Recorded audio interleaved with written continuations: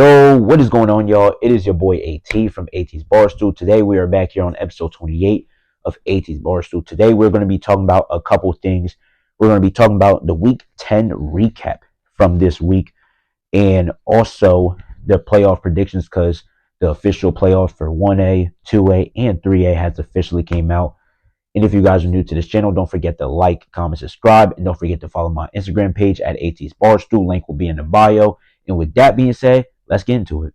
The first game that we are going to be talking about here is the John Dickinson versus AI DuPont high school game, which was at 6 o'clock on a Friday.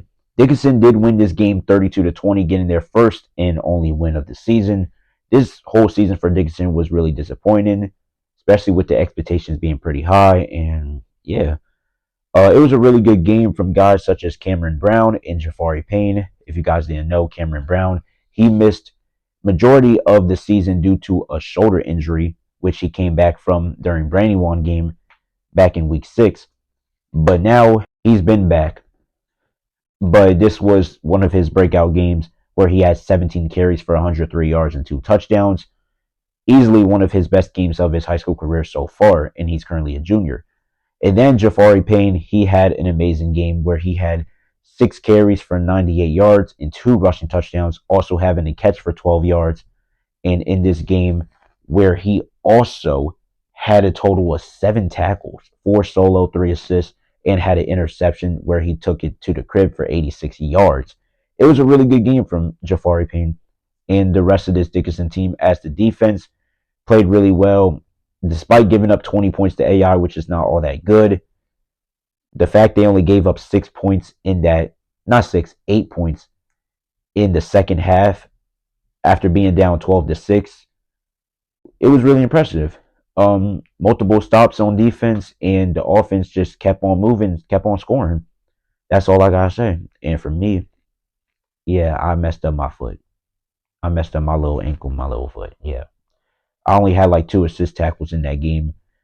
But yeah, Dickinson definitely won the turnover ratio by far, winning that turnover ratio 4-0. Yes, you heard me right. As they had 2 interceptions where Michael Brown, he also had an interception, which pretty much sealed the game, which came off a tip pass from one of the receivers on AI. And then we already talked about Jafari's pick 6. And then also they had 2 forced fumbles and 2 fumble recoveries, as Josh Page had a fumble recovery in that game, and then Markel Morant also forced a fumble in that game, where Cam Brown on the defensive side of the ball, he also forced a fumble, recovering his own forced fumble. And it was just a really good game. And for Dickinson, this was probably the best run game. This was probably the best their run game has ever looked so far. Or not so far, but for this whole entire year. Pretty much saved their best performance, best for last. That's all I gotta say. And for AI, they went 0-10. But Keontae Toon Finney, he had a really good game though. He did score 3 rushing touchdowns in that game, including a 2-point conversion. Just absolutely putting the team on his back. But sadly, the rest of his team couldn't really do nothing when your line is not really blocking well and your quarterback is throwing 2 picks and y'all fumbling the ball like crazy. So yeah, it was just not a winning recipe for AI, and that's how Dixon won that game. And the next game that we are going to be talking about here is the battle of the undefeated. Well, one of them is defeated now, and we are going to be talking about Indian River versus Lake Forest. This was probably the game of the week. 2 teams came in undefeated. It was a really good game, honestly. Indian River won this game 27-21. They was down 14-0 in the first half and just absolutely came back to save their season. This Indian River team has been really impressive. We knew they was going to be a really good team coming into the season, having guys like Darnell Stokes and having other guys like Devon Handy and Dylan Grease. This team was really good, and we knew it from the jump. We just ain't know how they was going to do in 2A, and they did really well. They went undefeated, dominated the competition, and took down some of the best. In this game for Indian River, though, this was a really good game passing-wise for Dylan Grease. He was 14 for 19, 198 yards, throwing only 1 touchdown pass. Doesn't sound that great, but, well, the passing yards, not that much, but, hey, He still only 5 incomplete passes. That's not bad. Other than that, though, Landon Ebre was playing really well. He played out of his mind. 5 catches for 135 yards and a touchdown. What a game he had. And Darnell Stokes, the 3-star Syracuse commit, he had 16 carries for 140 rushing yards and 3 touchdowns, having 4 catches for 42 yards. He was playing really well on the offensive side of the ball. And the defensive side of the ball, he had only 2 tackles, not that much. And yeah, also Landon Ebre, he just had a game, man, on both sides. 12 tackles and an interception against this Lake Forest team. It was just a really good game. Really, really good game. And for Lake, Parsons, he had a good game as he rushed for a touchdown and so on. And yeah, the rest of his team, they played a pretty solid game, but they just couldn't win it, though. But it is what it is. They're both going to be in the playoffs. Indian River is your district champs in 2A District 2, and the rest is history. And the next game that we are going to be talking about here is the St. Mark's versus Red Line Christian Academy game. This game was an absolute blowout. It got out of hand like crazy. Red Line won this game with a final score of 55-27. Just absolutely running the table. They scored 14 plus points in 3 quarters. 14 plus, not 14 total, 14 plus. The only quarter they did not score more than 14 points was in the first, where they had 7. And it was actually tied 7-7 at the end of 1. And then it got out of hand when they went up 21-7, and the rest is history. Judah Barber, he had a game. He had not 1, not 2, but 3 rushing touchdowns. Elijah Burke on St. Mark's, he had a rushing touchdowns with Tippins from St. Mark's too. Evan Bullinger, he threw about 2 touchdown passes, having himself a pretty good game. And also Zion Spencer Roberts had a pick 6 to the crib for Red Line. And other than that, it was just a really, really good game for Red Line offensively and defensively.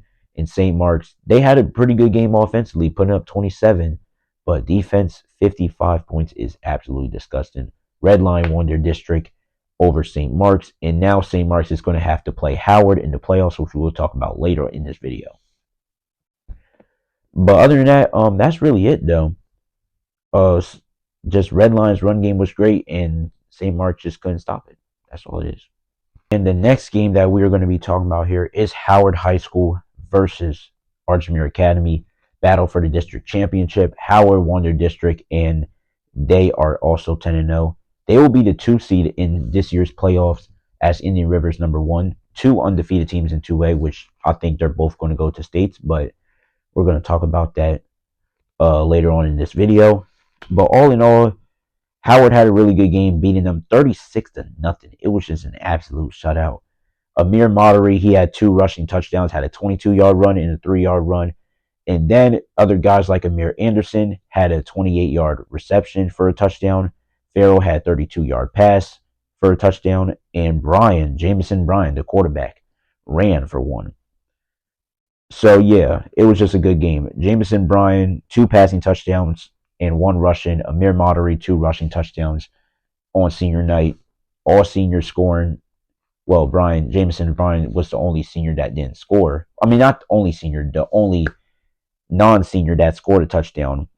The other 4 guys that I mentioned, they are all seniors, as one of them's a tight end, other one's receiver, and the other one was a running back who, yeah. And all in all, it was just a bad game for Archmere. It was just not that good of a game. I mean, they did have 2 interceptions in this game. Ryan Hagenberg, 3 tackles and a pick, and Michael Donovan, he had 4 tackles and interception. Noah Blessington also had a sack in this game. And overall, John Orsani, he did not throw the ball well. I can definitely say that. He threw 5 for 14 and only throwing 40 yards. Just got absolutely held real bad in that game. And the receivers and running backs couldn't really do nothing against this Howard's defense.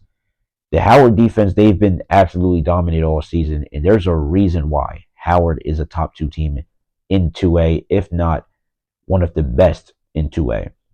But we're going to have to see what they do in the playoffs, as they're going to be taking on St. Mark's, which we just talked about, and they're coming off a 27-55 loss against Red Lion.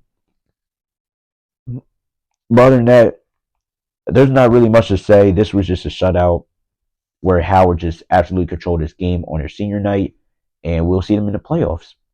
Now the next game we are going to be talking about is Middletown versus Appo. Middletown beats Appo 32-7, and it is official. Middletown will be the 1 seed going into the DIAA state playoffs in 3A, as Middletown just absolutely ran the table against Appo, holding Josiah Rogers to no touchdowns, where, yeah, he didn't score a single touchdown. Desai Drummond did throw a touchdown pass in this game. Middletown, I don't really know much about well, I do know a lot about Middletown, but can't really see the stats for some reason. But all I can say is they did have a really good defensive game from what I've seen from the highlights and plays and all that.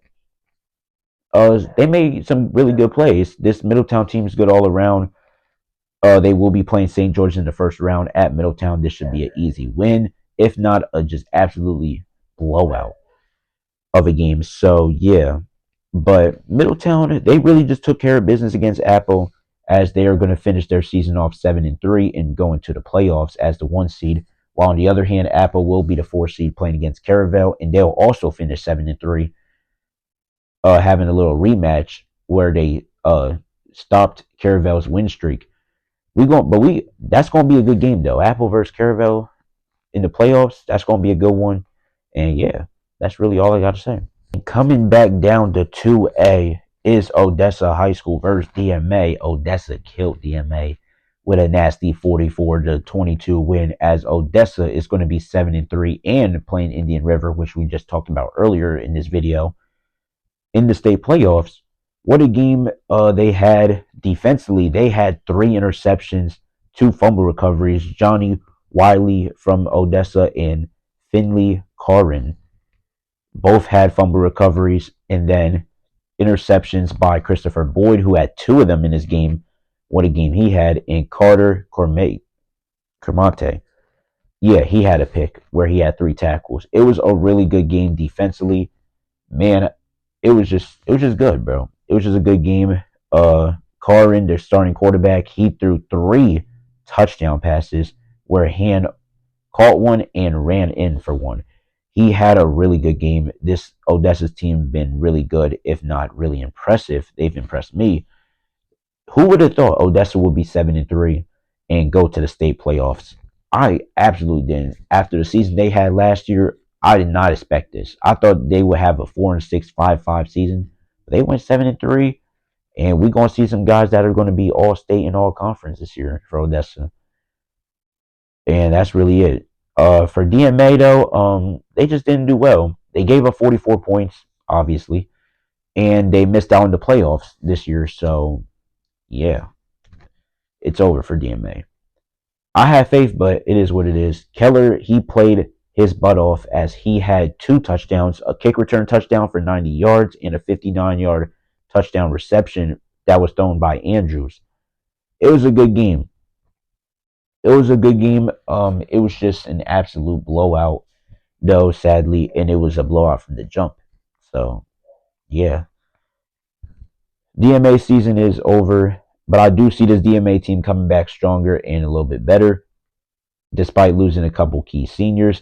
And for Odessa, this could be a next step to something big, as they're going to be playing against Indian River in their first playoff game, if I'm not mistaken. And the next game, we are going to come back up to 3A, and this is the last game I'll be talking about for today before we talk about the predictions, is Cape Henlopen versus St. George's. Cape Henlopen beat St. George's 28-23, where senior Dell Richards scored a game-winning touchdown to lift the Vikings over the St. George's Seahawks. I mean, the St. George's Hawks, not the Seahawks. I'm tripping.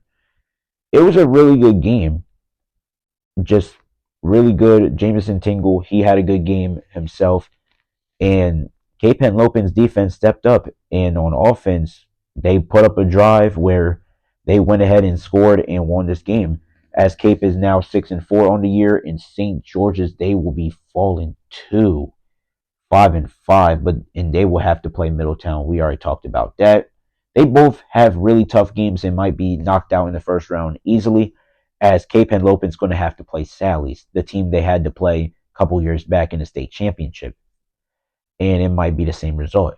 But that's really it though for the Week 10 recap, and on to the playoff predictions. And the next game that we are going to be, or not next game, but the next thing we are going to be talking about here is the 1A, or the state playoffs prediction for each and every conference. We already know the state playoffs is going to be on a Saturday of this week. And we're going to start off with 1A, Brandywine versus Concord. These two teams already played before in the regular season. They're both in the same district. Brandywine 8-2, Concord 7-3. And this Brandywine high school team, I'm gonna be honest, I think they're gonna win. They have been on a 5-game win streak on an absolute tear, tearing down 5 conference opponents. I mean, well, obviously 5. Going 5-0 and just dominating the conference. They took down St. E's 20-12, Dickinson and AI 54-0. Crazy that both of them got 54 put on them. But they also took down McCain 29-6 and took down Concord 22-7. Now they got to play Concord again this week at 7 p.m. at Brandywine High School. Sorry, I said Saturday. Meant to say Friday at 7 p.m. I think Brandywine is going to win this game. I think it's going to repeat of last week where they took down Concord 22-7, but I think it's going to be a little bit worse because this time it's the playoffs, and anything can happen in the state playoffs, and teams start playing a lot better. In Brandywine, I feel like they're just a dominant team, and I honestly feel like that they're going to absolutely destroy Concord with a 34-0 win. That's my score prediction. And they have guys such as Nicholas Webb, Chase Blueprint, and they also have Peyton Taylor and so on. This Brandywine team is just really good top to bottom. And for Concord, they also have a really good team, especially the defense, who's been holding teams to at least 10 points per game, which is pretty good in high school football, especially in Delaware. But I don't think they're going to stop this Brandywine offense. They have too many weapons, and that's really it. And the next game that we are going to be talking about here is the St. Elizabeth Vikings, the 4 seed versus 5 seed Newark Charter. Newark Charter's been on an absolute tear. They are going to be ending their season off 7-2. But their first year, they have been really impressive with Chase Kennedy at quarterback. And they also have other key players like Damian Sanders and so on. And this team is just really good. And same thing with St. E's, who has the 1A Offensive Player of the Year in Cole Andrews, and an outstanding defense who's been holding teams to only 15 points per game, which is pretty good, in the offense who puts up 31 a game with the offensive line. If not, I think they have a top 2 offensive line unit in the 1A district. And who do I think is number 1? None other than Brandywine.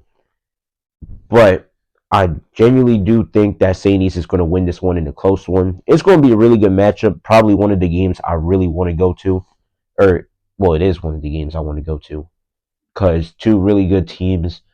St. East with the run-heavy offense with the wing tee, and Newark Charter, who's just been really good and just put in maximum effort every single game. All in all, though, I do think St. East is going to win this game 22-17. This game is going to be on Saturday at 12 p.m. at Abyssinian Stadium. This is just going to be a really good game, and it's probably going to be one of the more entertaining games in the 1A playoffs. The next game that we're going to be talking about here is 2-seeded Seaford versus 5-5 Glasgow. This Glasgow team is really good. They're back in the playoffs after missing the playoffs last season. And this Glasgow team, man, they have a lot of good talent. They have Jamar Smith, and they have Cameron Swaney for Glasgow. And for Seaford, they have Vince Evans starting quarterback.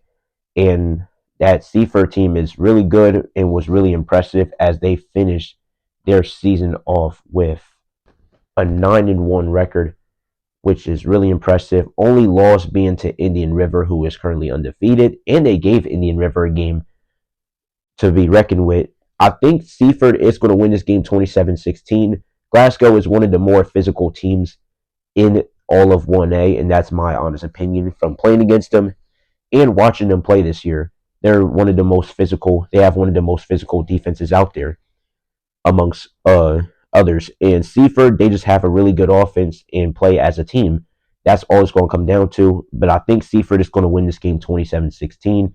Glasgow, one thing about them is they are going to put up a fight regardless. They can be playing the best 1A team and they could be playing against Brandywine for all I care.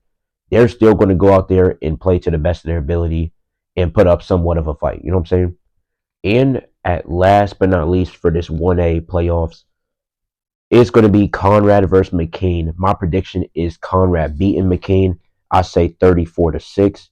Reason why I say 34-6 because Conrad's just a better team, a way better team than McCain.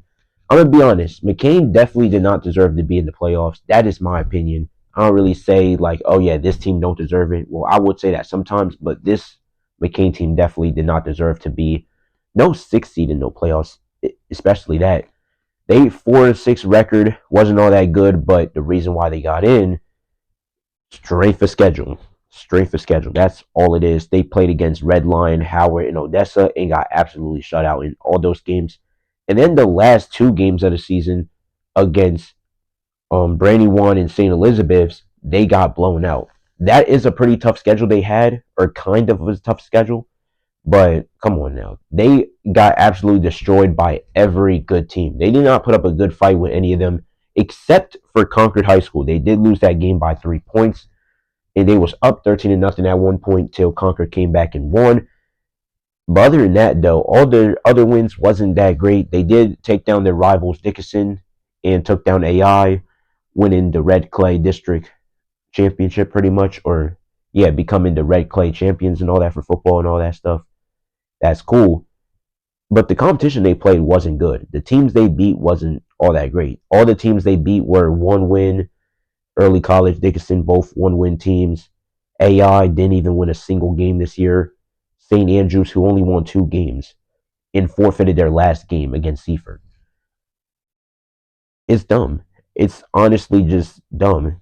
And the fact that they still made the playoffs over Newark, that is the team. That's why I really feel like it. Newark would put up a crazy fight. They took down Concord. They pretty much beat.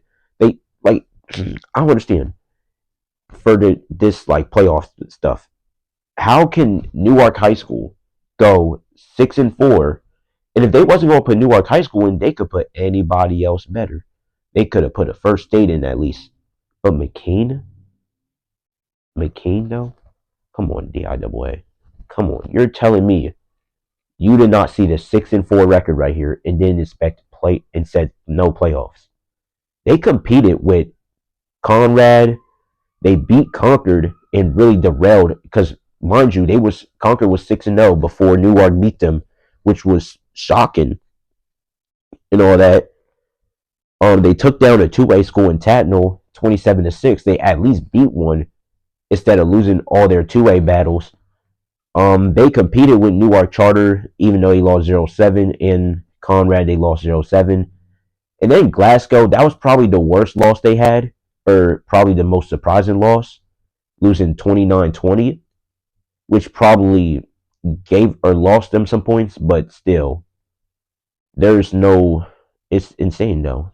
You're telling me Newark didn't make the playoffs though, with a 6-4 record, but McCain did. They genuinely, I don't think McCain deserved that. I'm gonna be honest. But McCain's key players though is Ron Brooks and Sheldon Daniels. But other than that, they don't really have nobody else that great besides them guys. And for Conrad, they have Lucas Schmidt, who we've been talking about all season. He averages about probably 90 yards to 100 yards per game. It's insane. He's been having a great season. And that offensive line, too, for Conrad's been amazing. And I definitely think they're going to manhandle McCain's young defensive line and offensive line in that game. That's why I say Conrad's going to win 34-6. And other than that, that's really it. And now we are going to be talking about the 2A predictions. Let's talk about it. Indian River versus Odessa. The 1 seed Indian River Indians versus Odessa High School. Indian River, I think they're going to win this game 44-7. They played each other early in the season where Indian River has absolutely dominated. And last time they played, it was 46-5. First game of the year. Crazy. Their first ever 2A game was just an absolute murder, blowout, all that stuff. I think Indian River is going to win this game, but I think Odessa is going to play a lot better. They are a way better team than they was back in like week one. So I say this game's going to be 44-17. Indian River wins. Indian River went undefeated. They had several key wins over teams such as Odessa High School, which we just talked about. And they also took down Lake Forest to win the district. And they also took down other teams such as St. Mark's, Conrad, Seaford, and so on. This team has been absolute dominant. And Darnell Stokes, he's been really good, the 3-star receiver slash DB. And then they also have Devon Handy, Dylan Grease, and so on. I genuinely think this Indian River team is going to go to the state championship this year. And yeah, that's really it though. But I do think, I mean, well either either way, I mean Indian River, Howard too. Them both of them being 10-0. I genuinely think Howard should be in it because they beat Appo, who's a top 4 team in 3A and all that stuff. But I mean, you can't go wrong with putting either or at the 1 seed. So yeah. But I do think Indian River's going to win 44-17.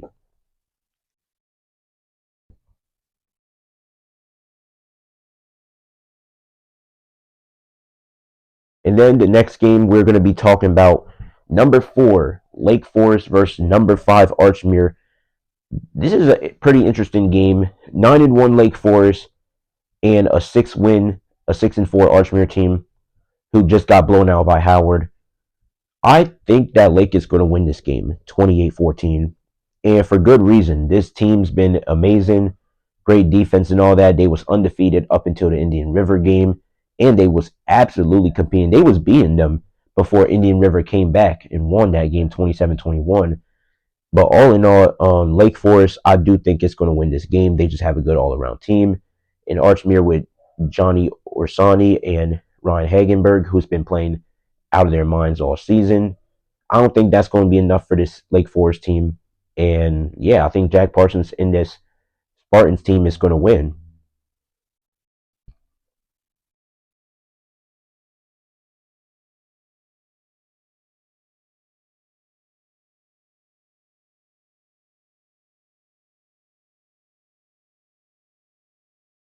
And then the next game that we're going to be talking about here, undefeated 10-0 Howard, the other undefeated team here, taking on St. Mark's, who low key I at one point thought in this season that St. Mark's was really not going to make the playoffs in 2A.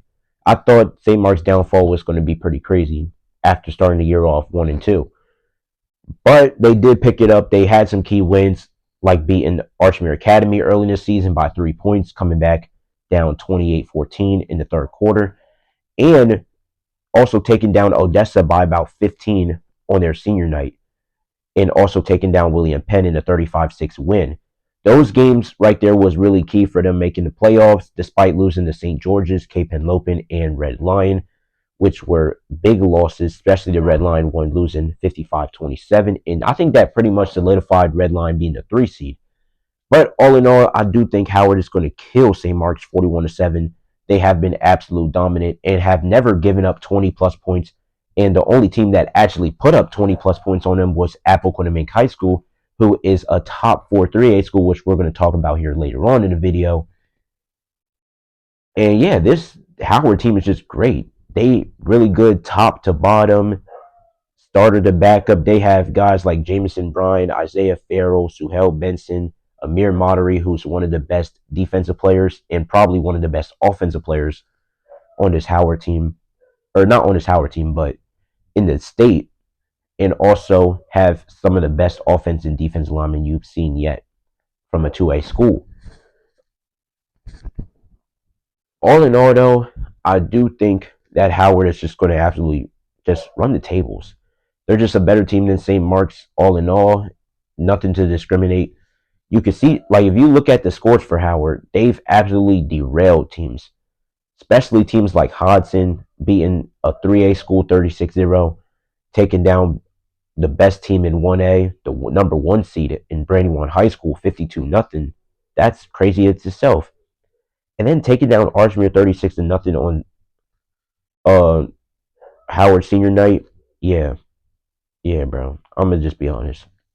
If that don't say a lot, then I don't know what does. But yeah, I absolutely have Howard derailing St. Mark's in this game, and there's no doubt about it.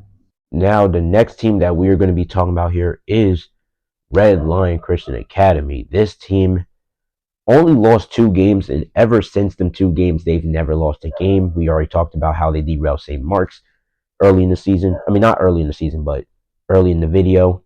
And I'm going to just say this. Red Line versus Laurel. I'll say Red Line wins 34-12.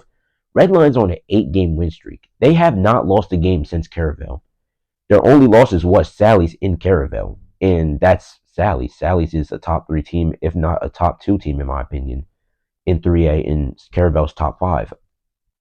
So 2 3A schools, there's a reason why they're a 3 seed over Lake Forest, which even though Lake Forest has the better record, still, Red Line definitely had a tougher schedule, and the 2 losses they had were against teams that's not even in the district. So imagine them playing against a 2A school or a good 2A school, dominating. They do play Laurel High School, and I honestly think this is going to be a blowout. I say Red Line 34-12. I think I already talked about it. This team is led by Evan Bellinger, Judah Barber, who's been playing out of his mind all season. Despite losing a couple key players like Makai Corbin due to transferring to Middletown and stuff, this team is still really good and has a lot of great talent. I would not be surprised if Red Line goes all the way, or possibly go all the way. They would have to probably face Howard or Indian River to even win states, to be honest. And that's going to be a really tough task because them teams cannot lose a game at all. But there's nothing much to say about this game besides that Red Lions just been the dominant team, 8-game win streak. And Laurel, we already seen that they can't compete with teams like Archmere, Lake Forest, and them, and not even Indian River. And I'm not saying that's not a bad thing because Indian River's undefeated, but come on. They're getting blown out by those teams. Imagine what happens when they play a 3 seed Red Lion team who's on an 8-game win streak. Point blank, period. Now we are going to be saving the best for last. 3A, the toughest conference in all of high school football in Delaware. We're going to talk about the 1 seed Middletown versus number 8 St. George's. Middletown's been on a tear. They went 7-3. They haven't lost a game since week 3, where they lost to an out-of-state school. All 3 of their losses were out of state. There's a reason why they're a 1 seed. They derailed multiple teams such as Caravel Academy 28-7, beat Sally's 16-6, and they took down Smyrna 33-28 and took down Apple 32-7 to end their senior night. I mean, end their season or regular season. St. George's, they've been good. They've been a good team. Been really impressed with them all year. Team's pretty good top to bottom, but they're on a 3-game losing streak, and they got to play Middletown at Middletown, one of the toughest stadiums, Cavalier Stadium. I don't know, man. They lost to Smyrna Central and Cape to end the season. Yeah, I don't see St. George's winning this one. I'm gonna be honest. I say Middletown 37-14. Probably gonna be worse than that, but it is 3A. 3A teams play the best of their abilities each and every week, regardless of who's on the field and who's not on the field. So we could probably see a blowout, but it's not going to be as crazy as we think. We might see a 16-0 win or something like that. I don't know. But I say 37-14 realistically because Middletown, they're just that much better than St. George's, but we'll see. The next game that I'll be talking about here is Appoquinimink High School versus Caravel Academy. This is a team, both teams have really good players. Caravel Academy having 3-star Isaac Chikora, who actually just flipped. Instead of going to Penn State, he is now going to be going to the University of Miami.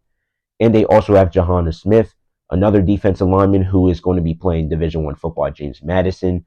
So 2 3-stars right there going to be rushing the quarterback, and they got quarterback Matthew Rice with running back Josh Roy, who's been looking like a top 10, top 15 running back in the state of Delaware so far. It's crazy.